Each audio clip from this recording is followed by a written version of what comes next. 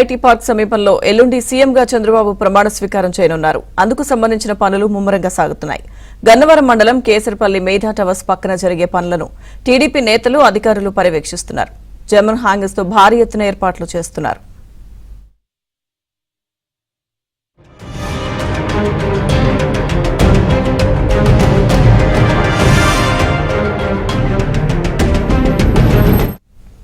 ఎనభై అడుగుల వెడల్పు, 60 అడుగుల పొడవు, 8 అడుగుల ఎత్తుతో స్టేజ్ ని సిద్ధం చేస్తున్నారు.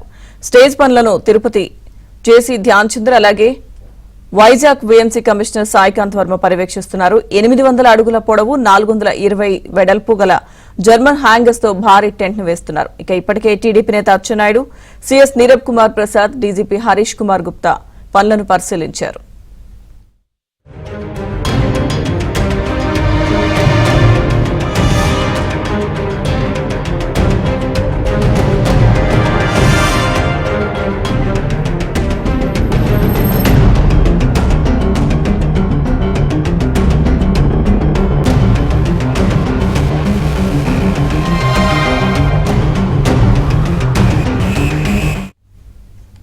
ప్రధాని మోదీతో పాటు పలు రాష్ట్రాల ముఖ్యమంత్రులు, కేంద్ర మంత్రులు, శాసనసభ్యులు, ఇతర ప్రజాప్రతినిధులు వస్తారని, అందుకు తగిన ఏర్పాట్లు పూర్తి చేయాలని సూచించారు.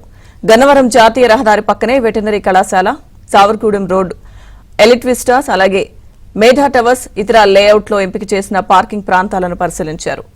ఎలిట్ విస్టాస్ లో ఎమ్మెల్యేలు అలాగే ఎంపీలు, న్యాయమూర్తులు తదితర ప్రముఖులకు పార్కింగ్ స్థలాన్ని ఎంపిక చేశారు. ప్రధానమంత్రి, ఇతర రాష్ట్రాల ముఖ్యమంత్రులు ప్రధాన సభా వేదిక వద్దకు చేరుకునేందుకు వీలుగా ప్రత్యేకంగా బ్యారికేడ్లు ఏర్పాటు చేయాలని సూచించారు.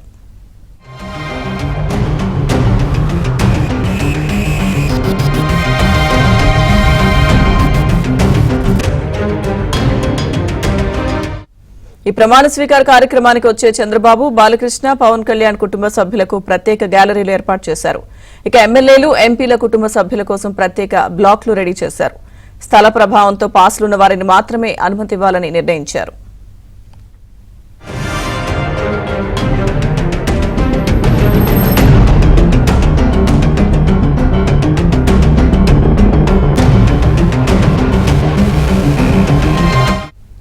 అటు చంద్రబాబు ప్రమాణ స్వీకార సభా ప్రాంగణం వద్ద సందడి వాతావరణం నెలకొంది.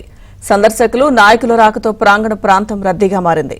వాహనాల రద్దీ ఎక్కువ కావడంతో జాతీయ రహదారిపై విజయవాడ వైపు భారీగా వాహనాలు నిలిచిపోయాయి. ఎయిర్పోర్టుకు వెళ్లే చంద్రబాబు కాన్వాయ్ సైతం ట్రాఫిక్ లో చిక్కుకుంది.